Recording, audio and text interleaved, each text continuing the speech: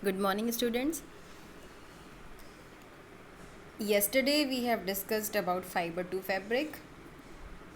We have discussed what is animal fiber, its example, wool and silk, and we have seen wool yielding animals. After that, we have seen the process of obtaining fibers to wool. Then we have discussed the 6 steps of processing of wool. Okay, ये 6 step तक हमने discuss कर लिया है और हमने ये chart भी बना लिया है.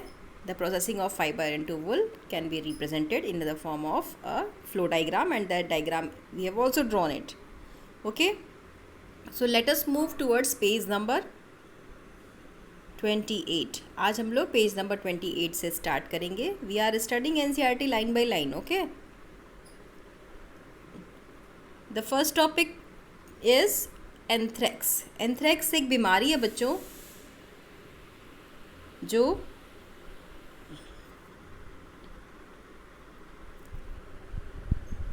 किन में होती है. जो लोग वुल ऑब्टेन करने का काम करते हैं या वुल इंडस्ट्रीज से रिलेटेड होते हैं उनमें ये बीमारी पाई जाती है. ठीक है, ये जिस बैक्टीरिया से होती है उस बैक्टीरिया को भी हम लोग एंथ्रेक्स बैक्टीरिया कहते हैं. ठीक है, it is fatal blood disease. इसमें ब्लड की बीमारी हो जाती है और ये फैटल है, मतलब इसमें इंसान की मौत तक हो जाती है. ठीक है, इसको हम लोग सॉर्टर्स डिजीज़ भी कहते हैं. सॉर्टर्स डिजीज़ क्यों बोलते हैं? क्योंकि सॉर्टर्स हम लोग जो वुल इंडस्ट्री में वर्कर्स होते हैं उनको सॉर्टर्स भी बोलते हैं. ठीक है, so this is disease is also known as sorter disease. तो आप हेडिंग डालोगे पहले इसको लिखने के लिए ऑक्यूपेशनल हैज़ार्ड. पहले आपने क्या हेडिंग डाल दिया? Occupational hazard. फिर आप उसमें लिखेंगे यहाँ से, wool industry is an important means of livelihood for many people in our country, but sorters job is risky as sometimes they get infected by a bacterium anthrax which is cause a fatal blood disease called sorters disease. इतना लिखोगे आप. Heading होगी occupational hazard. Understood? तो यहाँ तक करके हमने अभी वुल वाला पोर्शन कंप्लीट कर लिया है. ठीक है, अब हमने वुल वाला पोर्शन कंप्लीट कर लिया. Then we will start silk. ठीक है, इसके बाद आप क्या हेडिंग डालोगे? You will give the heading silk. अब हम लोग सिल्क पढ़ेंगे. ठीक है, सिल्क फाइबर्स किससे मिलते हैं हमें? सिल्क वर्म से. ठीक है, तो जैसे हमने वुल को ऑब्टेन करने के लिए शीप्स की रेयरिंग की थी, शीप्स को पाला था, वैसे ही अब हम लोग सिल्क को ऑब्टेन करने के लिए सिल्क वर्म्स को की रेयरिंग करेंगे. ठीक है, अब सिल्क वर्म्स की रेयरिंग को हम लोग क्या कहते हैं? This process of rearing of silk worm is known as sericulture. क्या बोलते हैं इसको हम लोग? सेरीकल्चर. तो सबसे पहले जब आप सिल्क हेडिंग डालोगे तो उसमें लिखोगे silk fibres are also animal fibres. ठीक है, उसके बाद आप हेडिंग डालोगे सेरीकल्चर. सेरीकल्चर में आप कहाँ से लिखोगे? यहाँ से, the rearing of silk worm for obtaining silk is called sericulture. अगर आपसे कोई पूछे सेरीकल्चर किसको बोलते हैं तो आप बोलोगे rearing of silk worm for obtaining silk is called sericulture. Understood? Okay, late us move towards. अब हमने सिल्क वर्म के बारे में पढ़ना है. ठीक है, तो सिल्क वर्म की लाइफ हिस्ट्री पढ़ेंगे पहले. ठीक है, you will give the next heading life history of silk moth. क्या हेडिंग डालेंगे आप?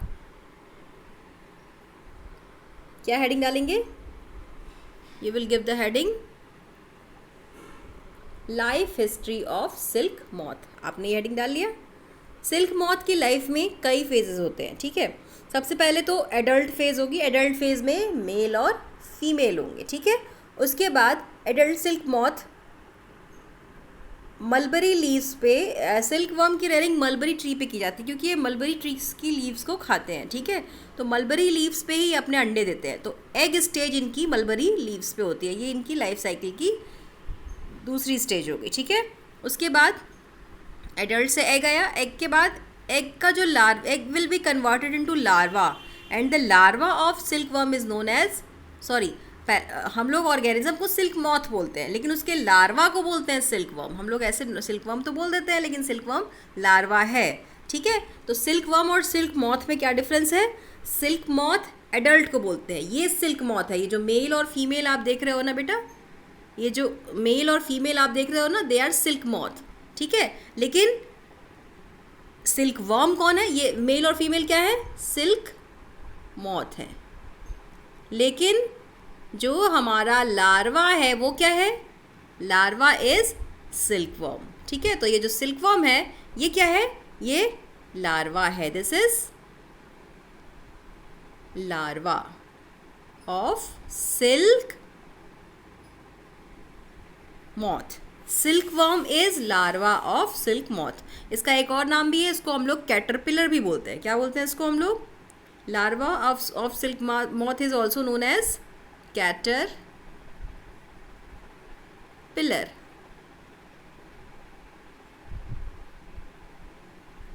ठीक है, तो सिल्क वर्म सिल्क मॉथ में डिफरेंस समझ में आया आपको? सिल्क मॉथ हम लोग एडल्ट को बोलते हैं और सिल्क वर्म उसके लार्वा को बोलते हैं। ठीक है, तो अब हम लोग एक स्टेटमेंट भी लिख सकते हैं ना, silk worm is larva of silk moth. ठीक है, लिख सकते हैं ना।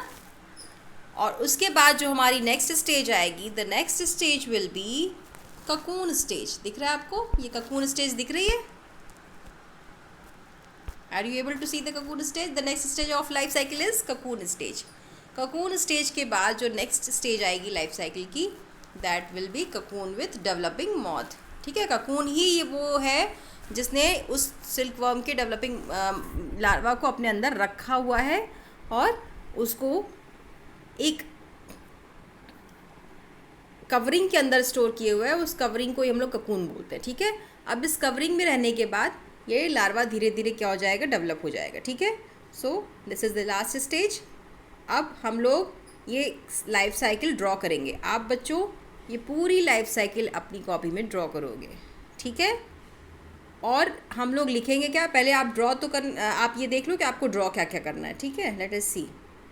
You have to draw the life history of silk moth. ठीक है, आप सिल्क मॉथ की क्या क्या ड्रॉ करेंगे? लाइफ हिस्ट्री को ड्रॉ करेंगे। ठीक है, और इसमें आप ये a male stage, female stage, eggs on mulberry leave, silkworm, cocoon और ककून विद डेवलपिंग मॉथ, ये ऑल 5 स्टेजेस आप ड्रॉ करोगे। ठीक है, इसको ड्रॉ करने के बाद आप लिखेंगे क्या इसमें? आप लिखेंगे, sorry, you will write this portion. The female silk moth lay eggs from which hatch larvae which are called caterpillars or silkworm. इतना लिखोगे आप। ठीक है, तो ये लार्वी किसको बोलते हैं? Larvae is plural of larva. Larva is singular and larvae is plural. इतना आप लिखोगे। उसके बाद आप हेडिंग डालोगे प्यूपा। ठीक है, प्यूपा हेडिंग डालोगे आप, उसमें लिखोगे the next stage of life history, it's life history called pupa. It first weaves a net to hold itself, then it swings its head from side to side in the form of figure of 8. During this movement of the head, the caterpillar secretes fibers made of a protein. ये next page पे होगा। हाँ, made of a, क्या लिखेंगे? Made of a protein which hardens on exposure to air. ठीक है, and become silk fibre. इतना लिखोगे आप प्यूपा स्टेज में। ठीक है, उसके बाद आप हेडिंग डालोगे ककून, और ककून में क्या लिखोगे? ककून में आप यहाँ से स्टार्ट करोगे। कहाँ से स्टार्ट करोगे आप ककून में? You will start from here. ठीक है, कहाँ से? Caterpillar completely covers itself by silk fiber and turns into pupa. This covering is known as cocoon. ठीक है, और ककून लिखने के बाद आप लिखोगे, क्या लिखोगे ककून लिखने के बाद? अलग से आप पैरा चेंज करके ये पोर्शन लिखेंगे। द सिल्क यान यानी थ्रेड, अभी हम लोग फाइबर से यान ही बना रहे हैं। ठीक है, यान is obtained from the cocoon of the silk moth. ठीक है, इतना आपने लिख लिया। उसके बाद हम लोग क्या लिखेंगे? उसके बाद we will write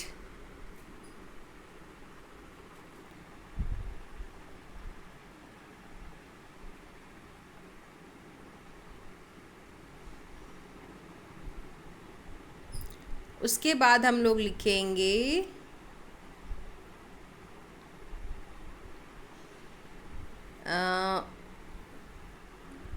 the most common silk moth, ये पोर्शन हम लोग लिखेंगे, ये भी हम पैरा चेंज करके लिखेंगे, ठीक है। तो यहाँ से हम लिखेंगे, आप हेडिंग डाल लोगे मलबरी सिल्क मॉथ, क्या हेडिंग डालोगे? Mulberry silk moth. और इसमें कहाँ से कहाँ तक लिखोगे? The most common silk moth is mulberry silk moth. क्यों ये कॉमन है? Because the silk fibre from the cocoon of this moth is soft, lustrous and elastic. बस इतना लिखेंगे आप, ठीक है। तो ये हो गया हमारा सिल्क मॉथ के में हमें क्या क्या लिखना है।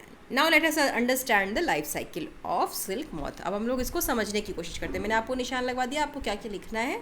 Now let us try to understand its life history, ठीक है। फर्स्ट स्टेज जो एडल्ट स्टेज है उसमें एक मेल होगी और एक फीमेल होगी। मेल को हम लोग सिल्क मॉथ बोलते हैं, ठीक है, और उसके लार्वा को हम लोग क्या बोलते हैं? कैटरपिलर या सिल्क वर्म।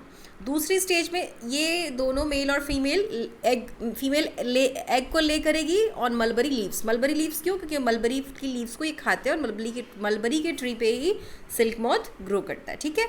अब जब एग आ गया उसके बाद ये एग डेवलप होगा, egg will start developing into larva, ठीक है, and the larva of silkworm is known as caterpillar or the larva of silk moth is known as caterpillar or silkworm, ठीक है। तो जो नेक्स्ट स्टेज आ गई ये हमारी सिल्कवर्म स्टेज हो गई। अब इसके बाद क्या होता है? ये सिल्कवर्म स्टेज में एक हार्ड कवरिंग के अंदर ये लार्वा स्टोर हो जाता है, ठीक है। वो हार्ड कवरिंग बनती कैसे है? ये जो लार्वा जब हार्ड कवरिंग के अंदर स्टोर होता है तभी इसकी हम लोग जो नेक्स्ट स्टेज आती है उसको प्यूपा स्टेज कहते हैं, ठीक है। इसमें क्या होता है? ये लार्वा अपने चारों तरफ, जैसे लार्वा है ना, ये लार्वा है मान लीजिए, तो ये लार्वा क्या करता है? अपने चारों तरफ एक एट जैसा स्ट्रक्चर, सॉरी यहाँ पे क्लियर नहीं हो रहा, this is actually splitting of page, मैं आपको बताती हूँ, एक minute, let me do this here.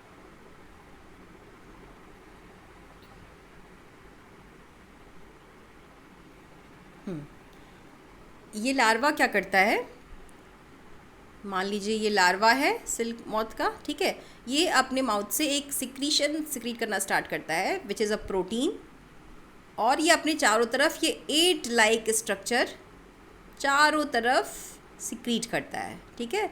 ये जो स्ट्रक्चर ये सिक्रीट कर रहा है that is protein and it is forming a hard covering around the larva, ठीक है। And this stage is known as pupa stage, ठीक है। और ये जो पूरी कवरिंग ये चारों तरफ अपने बनाए हुए है ये अल्टीमेटली एक इस तरीके का स्ट्रक्चर बन जाता है, और इस हार्ड कवरिंग के अंदर ये लार्वा, डेवलपिंग लार्वा स्टोर हो जाता है, ठीक है। ये हार्ड कवरिंग बनी किसकी है? प्रोटीन की, ठीक है। इसी हार्ड कवरिंग को हम लोग क्या बोलते हैं? Cocoon. This hard covering is known as cocoon, COON। आया समझ में बच्चों? ककून क्या है? ये हार्ड कवरिंग है। इसके अंदर कौन है? ककून के अंदर डेवलपिंग लार्वा है ना। ककून के अंदर कौन है? यहाँ पे अंदर हमने बताया लार्वा ही ने तो सिक्रीट किया है ये प्रोटीन चारों तरफ, तो ककून के अंदर जो है वो कौन है? लार्वा है। लार्वा का प्लूरल क्या होता है? लार्वी, ठीक है बच्चों। और ये जो स्टेज है पूरी जिसमें larva is stored inside the cocoon, cocoon कैसे बनता है? वो 8 लाइक स्ट्रक्चर प्रोटीन फाइबर्स का सिक्रीट करता है लार्वा अपने चारों तरफ, ठीक है। अब ये जो पूरी स्टेज है जिसमें larva is inside the cocoon, this stage of life cycle is called pupa stage. Difference समझ में आया बच्चों आपको? प्यूपा, ककून, ये सब में डिफरेंस समझ में आया कि नहीं आया? ये लाइफ साइकिल की ये स्टेज क्या कहलाएगी? Pupa stage. चारों तरफ की हार्ड कवरिंग क्या कहलाएगी? ककून। और जो अंदर है वो कौन है? लार्वा। अब ये ककून बना किसका है? प्रोटीन फाइबर्स का। इसी प्रोटीन फाइबर से हम लोग क्या बनाते हैं? सिल्क। तो हमारे लिए सबसे इम्पॉर्टेंट कौन है? ककून। ककून को हम लोग अलग करेंगे, फिर ककून को गर्म पानी में डाला जाता है जिससे अंदर का लार्वी क्या हो जाता है? मर जाता है, ठीक है। लार्वी मर गया तो हमारे पास सिर्फ वो बाहर की कवरिंग ककून रह गई, कोटिंग, जो कि प्रोटीन फाइबर की बनी है। इसी ककून, इसी प्रोटीन फाइबर से हम लोग क्या ऑब्टेन करते हैं? सिल्क ऑब्टेन करते हैं, ठीक है बच्चों। समझ में आया? तो अभी हम दो इतना कुछ जितना मैंने आपको निशान लगवाया वो आप लिखोगे। उसके बाद हम लोग दो इम्पॉर्टेंट लाइंस और लिखेंगे, ठीक है। क्या होंगी वो दो इम्पॉर्टेंट लाइंस, लास्ट में आप इसको अंडरलाइन करके लिख लेना, ठीक है। मैं अभी ब्लैंक पेज पे कहीं लिख के बताती हूँ आपको। उसके बाद हम लोग आगे की चीज़ें पढ़ेंगे, ठीक है। क्या लिखेंगे वो दो लाइन, वो दो लाइन होगी, बहुत इंपॉर्टेंट लाइन्स है इसलिए मैं आपको अलग से लिखवा रही हूँ, ठीक है। क्या है, what is that, silk worm और कैटरपिलर ये आप लिखेंगे कॉपी में अलग से। सिल्क वर्म और caterpillar is larva of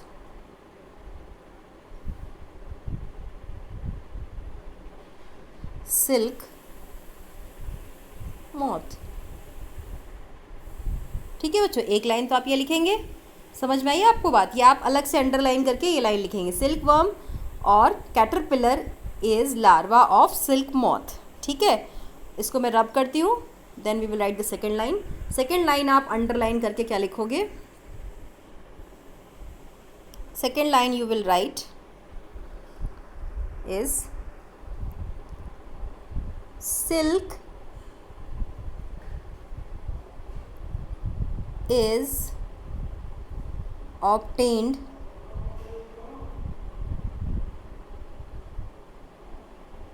from cocoon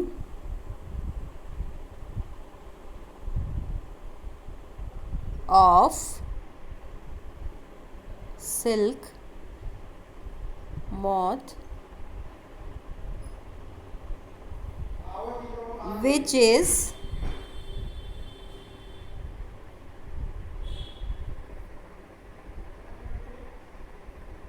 a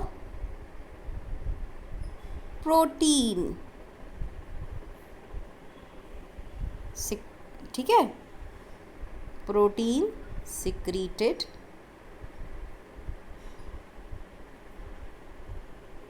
from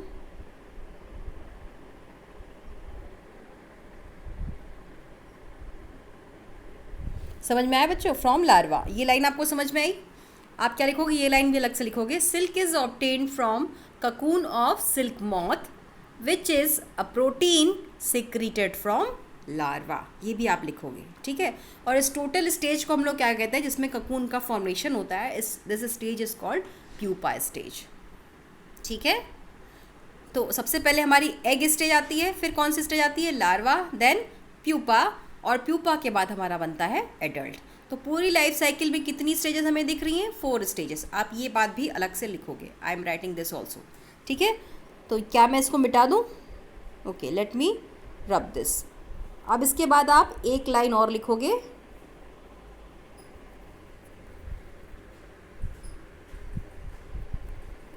वो लाइन क्या होगी, that will B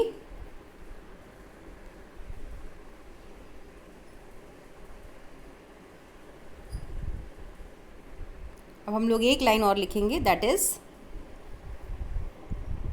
life cycle में स्टेजेस कौन कौन से हैं। आप हेडिंग डालोगे लाइफ साइकिल स्टेजेस, कौन कौन सी हैं वो स्टेजेस। पहले आपने ऐसे हेडिंग डाला, फिर आप लिखोगे सबसे पहले एग, ठीक है।